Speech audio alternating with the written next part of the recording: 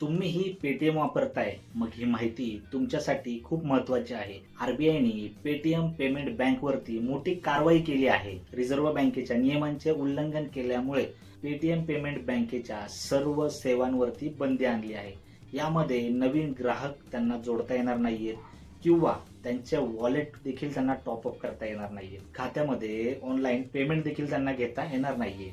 सामान्य माणसांवरती याचा काय परिणाम आहे? आता तुम्ही म्हणाल की माझ्या पैशाचं काय? तर मित्रांनो, घाबरू नका. जर तुमच्या पेटीएम पेमेंट बँकमध्ये आधीपासूनच पैसे असतील तर ते सुरक्षित आहेत.